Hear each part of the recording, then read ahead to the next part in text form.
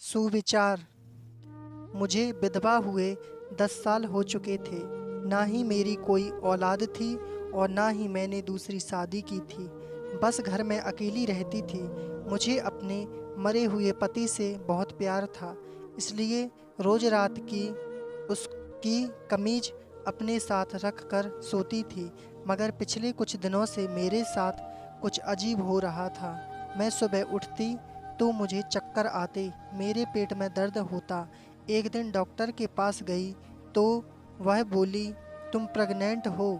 यह सुनकर मैं बहुत घबरा गई, क्योंकि मैं तो कई सालों से विधवा थी और ऊपर से घर में कोई आदमी भी नहीं था। उससे रात में बहुत परेशान थी। पति की कमीज सीने से लगाए लेटी हुई थी कि मुझे कोई चीज़ डूबती हुई महसूस हुई। जैसे ही मैंने कमीज की जेब में हाथ मारा तो सिर पर आसमान टूट पड़ा, क्योंकि अंदर से तो मेरा नाम अंजलि है। आज मैं बहुत खुश थी, क्योंकि आज मेरी बड़ी बहन वंशिका की शादी थी। इसलिए हम बहन भाइयों ने बहुत हल्ला गुल्ला किया था। वह हम सब बहनों भाइयों में बड़ी थी। फिर मेरा नंबर आता था और फिर मुझसे छोटी 2 बहनों और एक भाई था। हमारे घर में पहली बार शादी थी। आज मैंने सोच रखा था कि अपने बहनोई से जूता चुराई की रस्म में पूरे 5,000 रुपये लूँगी, क्योंकि वह बहुत अमीर थे। मेरा बहनोई बहुत अच्छा कमाता था। मैं पीले रंग का सूट पहनकर जीजा जी के जूते चुराने की बातें कर रही थी, जब मम्मी ने मेरा हाथ पकड़ा और मुझे अपने कमरे में ले गईं। मैंने गौर किया तो मुझे परेशान सी लग रही थीं। उनकी आंखें सूजी हुई थीं। ऐसा लगता था जैसे वह रोती रही हों। मैं बोली, मम्मी क्या बात है, सब ठीक तो है? मम्मी मेरे पूछने पर बच्चों की तरह फूट फूट कर रोने लगीं। फिर मम्मी ने मेरे हाथ पर एक खत थमा दिया। मैंने जल्दी से वह खत खोलकर देखा तो वह बंसिका दीदी की तरफ से था। उसमें लिखा था कि मम्मी, मुझसे बर्दाश्त करने की हिम्मत नहीं थी मैं अपने दिल की बात आपसे कर सकूं, इसलिए मैंने खत का सहारा लिया। मैं रमन से शादी नहीं करना चाहती थी, क्योंकि मैं तो किसी और लड़के को पसंद करती थी। मैंने अपनी मोहब्बत पर समझौता कर लिया था मम्मी, मगर आज उसने मुझे ये कहा कि अगर मैं उसके साथ घर से ना भागी तो वह जहर खाकर अपनी जान दे देगा। मम्मी, मैं ऐसा नहीं होने दे सकती थी, इसलिए मैं यह घर छोड़कर अपनी मोहब्बत के साथ भाग रही हूँ। मम्मी, मैं जानती हूँ कि इस तरह आपकी बहुत बेइज्जती होगी, इसलिए भगवान के लिए मुझे माफ़ कर देना और हो सके तो मेरे लिए आप प्रार्थना ज़रूर कीजिए। मैं तो अपनी दीदी का खत पढ़कर काँपने लगी थी। मम्मी बोली, अंजलि, क्या तुम्हें अपनी बहन के इन काले करतूतों का पता था? मैं फूट फूट कर रोने लगी और बोली, कसम से मैं इस बारे में कुछ नहीं जानती थी, वरना मैं दीदी को कभी इस घर से ना जाने देती। मम्मी कहने लगी, अब हमारे पास और कोई रास्ता नहीं है। अब देखना तुम्हारे पापा की इज्जत नीलाम हो जाएगी। बेटी बताओ, इस हाल में हम क्या करें? मैं बोली, मम्मी, मैं नहीं जानती कि हमें क्या करना चाहिए, लेकिन आप जो कहेंगे मैं आपकी आज्ञा का पालन करूंगी। मम्मी ने मेरे सर पर हाथ रखा और बोली, बेटी, अपने बाप की इज्जत बचा लो। अपनी कमबख्त बहन की जगह तुम दुल्हन बन जाओ। मैं हक्का बक्का रह गई थी। मुझे मम्मी से इस बात की उम्मीद बिल्कुल भी नहीं थी। मैं बोली, मम्मी, ऐसा कैसे हो सकता है? अगर मैंने आपकी बात मान ली और यह शादी कर भी ली तो खुद सोचो, जब मेरे ससुराल वालों को इस बात का पता चलेगा तो वह मेरे साथ क्या सलूक करेंगे? वह तो मेरा जीना हराम कर देंगे। मम्मी कहने लगी कि तुम्हें इस बात के बारे में मालूम नहीं है क्या कि तुम्हारे पापा दिल के मरीज हैं। वह यह सदमा बर्दाश्त नहीं कर पाएंगे। आगे तुम्हारी मर्जी है। अपने बाप को अर्थी पर लिटाना चाहती हो या फिर दुल्हन का जोड़ा पहनकर मंडप पर बैठना चाहती हो? मैंने दुल्हन के जोड़े की तरफ देखा तो आँखों से आंसू बहने लगे। फिर मुझे अपने बाप की खातिर अपनी खुशियों की कुर्बानी देना ही था। इतना धोखा तो ससुराल वालों को देना ही था, क्योंकि मैं मजबूर थी। आखिर मैं क्या करती। मैंने अपनी ससुराल में घूंघट नहीं हटाया। मैं घूंघट के अंदर छुपी सारी रस्मों में रोती रही थी। मैं तो यह भी सोच नहीं पा रही थी कि जब मेरा दूल्हा घूंघट उठाएगा तो वह मेरे साथ क्या सलूक करेगा। कहीं जल्लाद की तरह मेरे ऊपर हाथ ना उठा दे। वह अपने घर वालों को कमरे में बुला लेगा और फिर यह सब मुझ पर बड़ी तेजी से टूट पड़ेंगे। यह सोचकर मैं रोती रही। खैर, मेरे पापा ने मेरे सिर पर हाथ रखकर मुझे विदा कर दिया था। वह नहीं जानते थे कि मैं बंसिका नहीं बल्कि अंजलि हूँ। कुछ ही देर बाद मैं विदा होकर रमन के घर आ चुकी थी। मेरी सास मुझे मेहमानों के बीच बैठाकर कुछ रस्म पूरा करना चाहती थी। मैंने सिर दर्द का बहाना बना लिया और रमन से कहा कि मैं कमरे में जाना चाहती हूँ। रमन ने अपनी माँ से कह दिया कि आप बाकी रस्म सुबह कर लीजिएगा, उन्हें कोई ऐतराज़ नहीं होगा। मुझे मेरे कमरे में लाकर बैठा दिया गया था। थोड़ी देर के बाद ही रमन भी कमरे में आ गए थे। उन्होंने जल्दी से मेरा घूंघट पलटकर वह मुझे देखकर एक पल के लिए बिल्कुल दंग रह गए थे। वह तो कुछ बोलने की भी पोजीशन में नहीं थे। फिर उन्होंने बड़ी देर बाद जो शब्द कहा वह मेरे दिल को सुन्न करने के लिए काफ़ी था। वह बोले, तुम बंसिका की छोटी बहन अंजलि हो। मैंने हाँ में सिर हिला दिया था। वह बोले, तुम यहाँ क्या कर रही हो और इस तरह रो क्यों रही हो? कुछ तो बताओ, मुझसे रोते हुए बोली। रमन, बंसिका दीदी आज घर से भाग गई हैं। हमें उसके बारे में कुछ भी नहीं पता था। वह कभी ऐसा नहीं कर सकती। मम्मी ने ही उनका खत मुझे लाकर दिया था, जिसमें उन्होंने लिखा था कि वह किसी और से प्यार करती हैं, इसलिए उसके साथ घर छोड़कर जा रही हैं। उस टाइम मिले बहुत परेशान हो चुके थे। उन्हें पापा की इज्जत की फिक्र नहीं थी, इसलिए मैंने सिर पर दुपट्टा डालकर मुझे मंडप में बिठा दिया था। रमन अपना सिर पकड़कर बैठ गई और बोले, अच्छा, जब पंडित जी ने फेरे लगवाए थे तो मुझे थोड़ा शक हुआ था कि वह बंसिका की जगह अंजलि कह रहे थे, मगर तब मैंने सिर झटक दिया कि मेरा वहम है। मैं बोली, मम्मी ने ही पंडित जी से बात की थी कि इस मंडप में अंजलि को भेज रहे हैं। पंडित जी को सब पता था, इसलिए मेरी शादी पंडित जी ने मेरा ही नाम लिया था। मम्मी ने शादी के टाइम खाना टेबल पर लगा दिया था ताकि खाने की वजह से किसी का नाम की तरफ ध्यान ही ना जाए। रमन ने सिर हिला दिया, फिर बोले, तुम इस तरह घबराई हुई क्यों हो? तुम्हें यह रिश्ता मंजूर नहीं था क्या? मैं बोली, मुझे यह रिश्ता मंजूर है या नहीं, उस टाइम मुझे जो चीज़ डरा रही थी वह यह थी कि अब आप और आपकी फैमिली मेरे साथ कैसा सलूक करेगी। रमन कहने लगे, अंजलि, तुम एक बहुत अच्छी लड़की हो। इस बात का सबूत यही काफ़ी है कि तुमने अपनी बहन की गलती को सुधारने के लिए खुद को कुर्बान कर दिया। तुमने अपने माँ बाप को बदनामी से बचा लिया, और अगर आज बारात खाली वापस लौटती तो यकीनन हमारी भी बदनामी हो जाती। तुमने हमें भी तो बदनामी से बचा लिया। रमन कहने लगे, अंजलि, तुम एक अच्छी प्यारी लड़की हो। मुझे तुम्हें अपनाने में कोई समस्या नहीं है। मैं तो रमन की बात सुनकर हैरान रह गई थी। क्या कोई सच में इतना अच्छा हो सकता है? मैं भी अपना अब जरा तसल्ली में हो गई थी। तब रमन ने मुझे अपना मोबाइल फ़ोन दिया और कहने लगे, तुम आराम से अपने घर बात कर लो।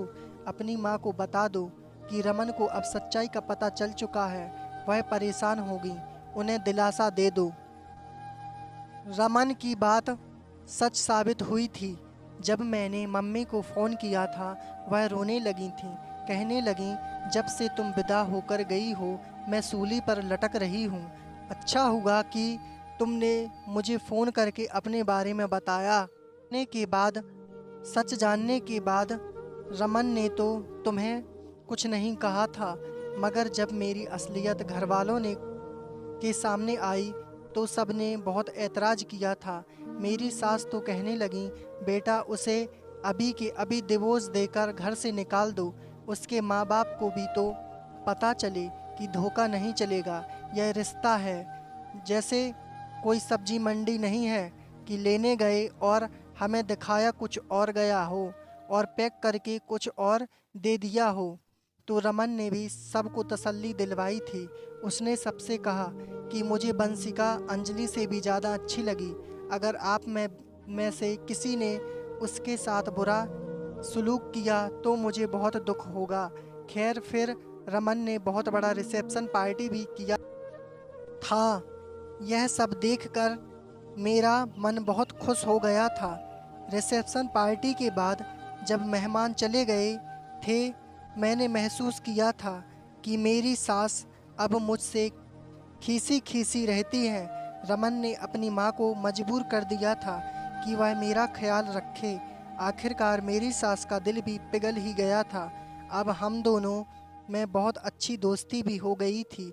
मेरे पति रमन यूपी में स्पेशल पुलिस फोर्स में ड्यूटी पर तैनात थे। स्पेशल वालों की तो कभी भी छुट्टी नहीं होती, 24 घंटे ड्यूटी होती है। उन्होंने मुझे हर खुशी दी थी। वह कभी मुझे घुमाने ले जाते तो कभी शॉपिंग कराने ले जाते। मेरी ज़िंदगी बहुत हसीन लगने लगी थी। फिर वह अपनी ड्यूटी पर चले गए थे। रमन के जाने के बाद वह मेरी सास मेरे साथ बहुत अच्छी थीं।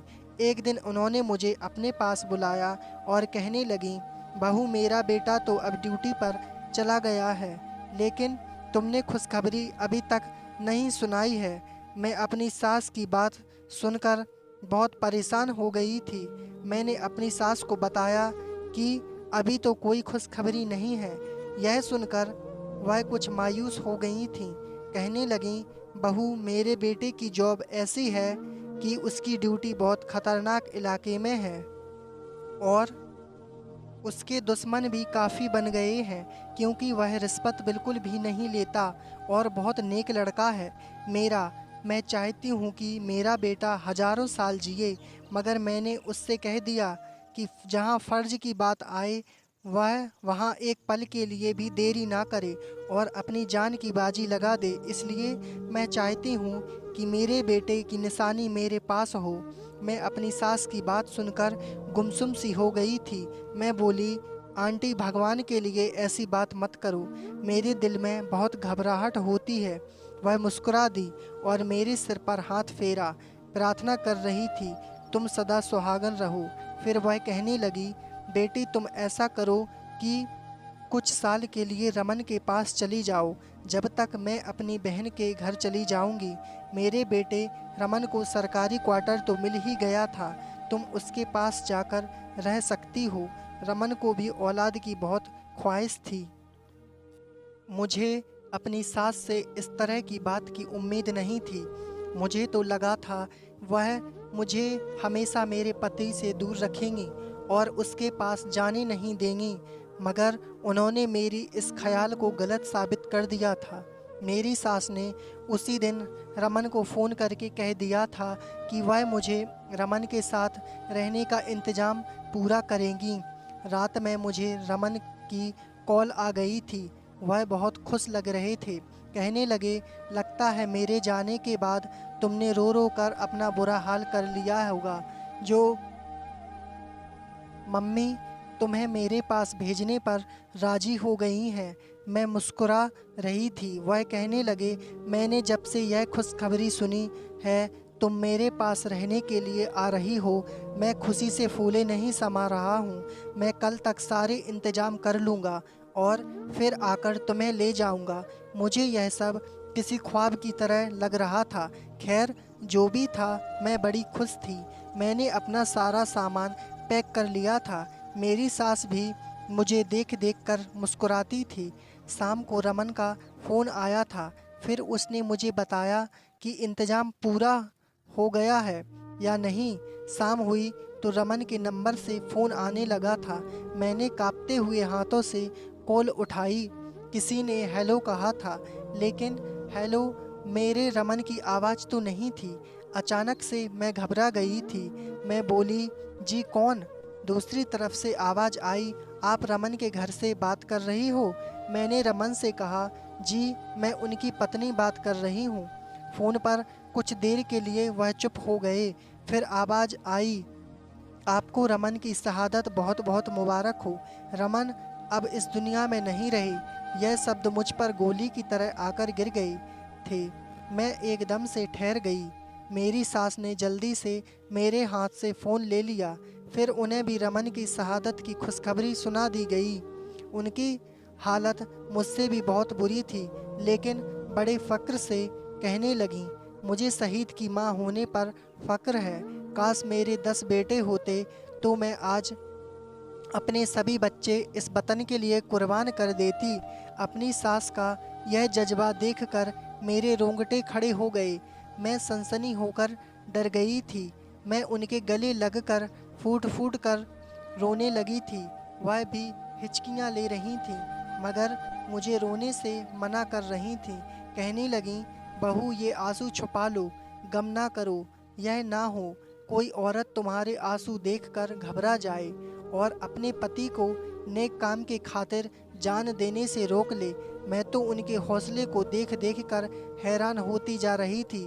फिर मेरे रमन को बहुत ही शान शौकत के साथ अंतिम संस्कार किया गया।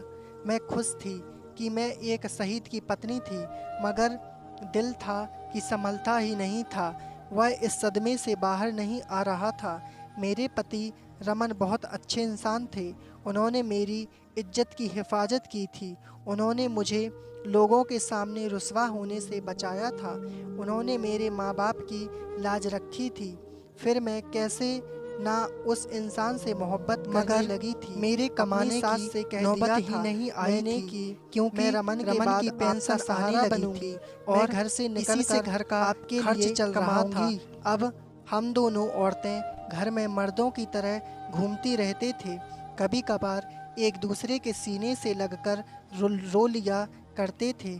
मेरी सास अक्सर कहती थी कि रमन का बच्चा होता तो तुम्हारी गोद में खेल रहा होता तो हमारे घर में इतनी उदासी ना होती।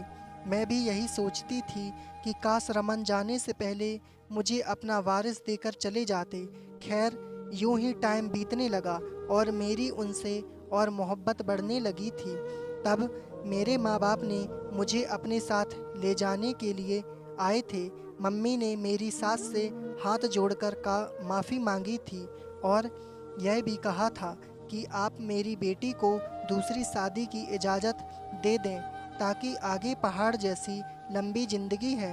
कल को हम भी मर गए और आपको भी कुछ हो गया तो मेरी बेटी को लोग भेड़ की तरह नोच खाएंगे। मेरी सास ने मेरे सिर पर हाथ रखा और कहा, मेरी इजाज़त है, आप उसे अपने साथ ले जा सकते हैं। हाँ, मगर जब मेरी बेटी की शादी कीजिएगा तो मुझे भी ज़रूर बुलाइएगा। मेरी मम्मी बहुत खुश हो गई थी, मगर मैंने उनके साथ जाने से मना कर दिया था। मैं बोली, मम्मी, रमन ने के जाने से पहले मुझसे वादा किया था और मुझे कह कर गए थे कि तुम मेरी माँ का ख्याल रखना। मम्मी अपने मरे हुए पति का हुक्म नहीं टाल सकती। मैं अपनी सास को छोड़कर कहीं भी नहीं जाऊंगी। फिर मम्मी और पापा एड़ी चोटी का जोर लगा रहे थे, मगर मैं उनके साथ नहीं गई थी। मेरे पास जिंदगी बिताने के लिए रमन की बहुत सी यादें थीं। अब मैं हर रात रमन की तस्वीरें और उसके कपड़ों को गले से लगाकर सोती और उससे ढेरों बातें किया करती थी। मेरी जिंदगी के 10 साल बीत गए। अब मेरी सास बहुत ज़्यादा बूढ़ी हो चुकी थी। मैं उनका बहुत ख्याल रखा करती थी, मगर अब कुछ दिनों से मेरी मम्मी की तबीयत भी बिगड़ती रहती थी। मेरी सास भी मुझे कहने लगी थी कि अंजलि, तुम अपना बिल्कुल भी ख्याल नहीं रखती, देखो तो कितनी कमज़ोर हो गई हो। मैं उनकी बात पर हंसकर टाल दिया करती थी। एक दिन मेरी सास कहने लगी, अंजलि, अब मैं बहुत ज़्यादा बूढ़ी हो चुकी हूँ, मेरी ज़िंदगी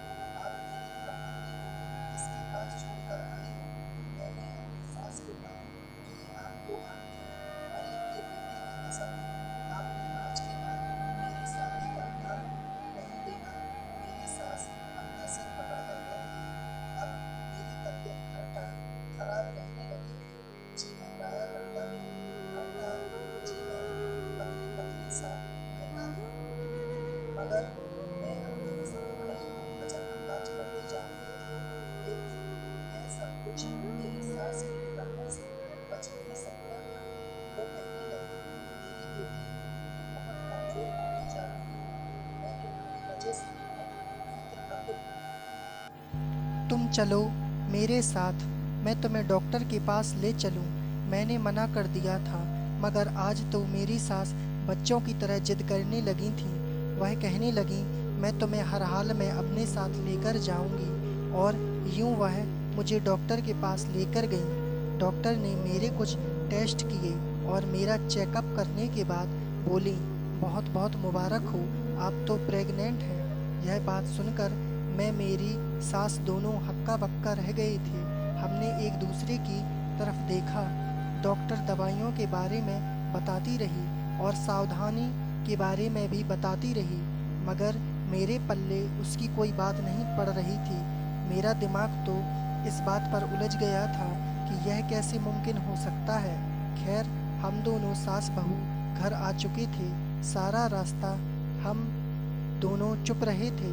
घर आकर मेरी सास ने मेरे सिर पर हाथ रखा और बोली, बेटी, मुझे तुमसे कोई गिला नहीं है। तुम उस बच्चे के बाप को फ़ोन करके बुला लो और मैं तुम दोनों की शादी करवा दूंगी। अगर तुम्हें इस बात का डर है कि मैं अकेली रह जाऊंगी तो तुम मेरी फिक्र ना करना। मेरे पास भगवान का दिया हुआ सब कुछ है। फिक्र करने की क्या बात है। मैं अपनी सास के गले लगकर फूट फूट कर रोने लगी। मैं बोली, आंटी, रमन मेरी ज़िंदगी में आने वाला पहला और आखिरी आदमी था। उसके बाद मैंने कभी किसी आदमी से अपना रिश्ता नहीं सोचा। शायद डॉक्टर झूठ बोल रही थी। मेरी सास मुस्कुराने लगी और बोली, बेटी, घबराने की ज़रूरत नहीं है। तुम अभी भी जवान लड़की हो। मैं जानती हूँ तुम्हें ज़िंदगी बसर करने के लिए किसी सहारे की ज़रूरत है। अच्छा होगा कि तुमने खुद ही ढूंढ लिया। बेटी, मैं तुम्हें गलत तो नहीं कह रही हूँ, फिर तुम क्यों घबरा रही हो। मैं कुछ कहे बिना कमरे में गई और रामायण उठाकर ले आई थी। मैं बोली, इस किताब पर हाथ रख कर कहती हूँ कि मेरी ज़िंदगी में रमन के अलावा और कोई आदमी नहीं आया। अब मेरी सास भी परेशान हो चुकी थी। वह कहने लगी, यह तो बहुत फिक्र की बात है। ना जाने हमारे घर पर कौन घात लगाकर बैठा है। अब मैं और मेरी सास दोनों ही बहुत परेशान हो चुके थे। मेरी सास कहने लगी, बेटी, हमें मुजरिमों को जरूर ढूंढना है। आज से ना तुम सोना और ना ही मैं सोऊंगी। फिर देखते हैं कि यह सब किस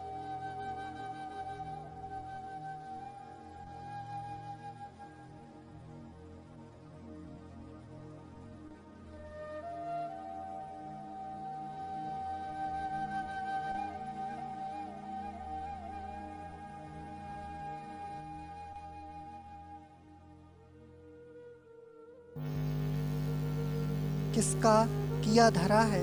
खैर, रात हुई तो मैं प्लान के मुताबिक अपने पति की तस्वीर और कपड़े अपने सीने पर रखकर सोने का नाटक करने लगी थी।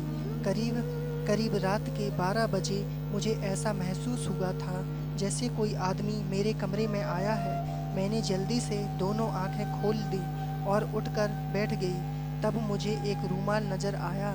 कमरे की खिड़की से अंदर आने वाला आदमी मेरी नाक पर रूमाल रखकर मुझे बेहोश करने वाला था, मगर मैं उठकर बैठ चुकी थी। सामने नज़र पड़ी तो मैं बिल्कुल दंग रह गई थी।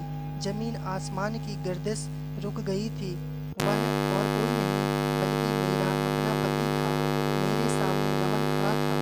तभी मेरे कमरे का दरवाज़ा फिर से खुला और मेरी सास भी कमरे में आ गई थी।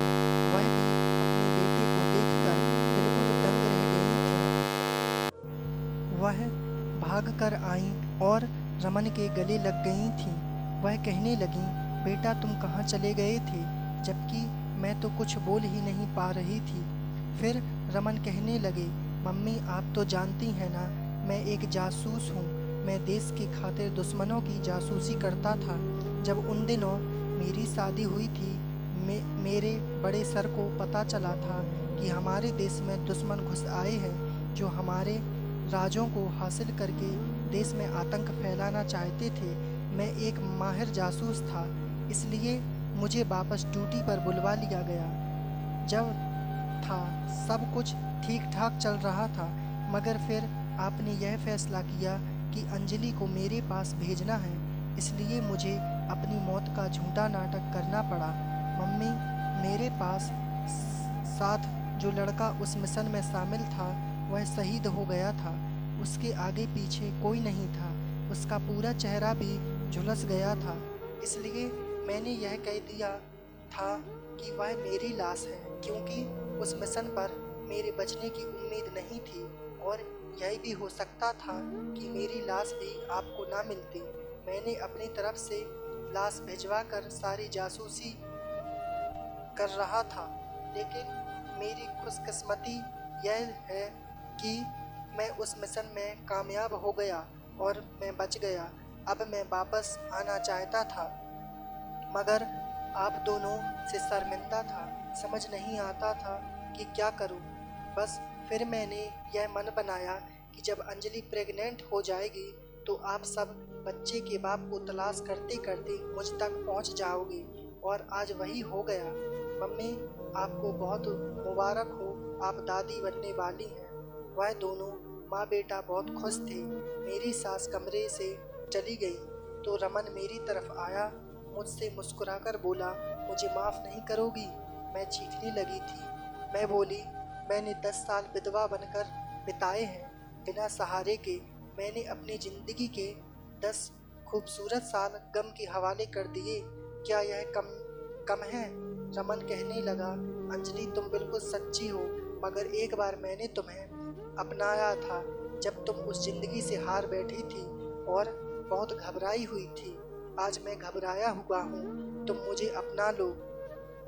रमन की इस बात के बाद मैं कुछ भी कहने के काबिल नहीं रही। मैंने उन्हें माफ़ कर दिया था। मैं आज एक खूबसूरत बेटे की माँ बन चुकी हूँ। यह दिन मेरी ज़िंदगी का सबसे खूबसूरत दिन है। यह टाइम हमने बहुत सालों बाद बिताया था। मैं भगवान की कृपा से करती हूँ कि उसने मेरा पति मुझे वापस लौटा दिया और उसकी गैर मौजूदगी में मेरे कदमों को फिसलने से रोक लिया था। ना शायद आज मेरी किस्मत में यह खुशियाँ होती या नहीं होती। धन्यवाद।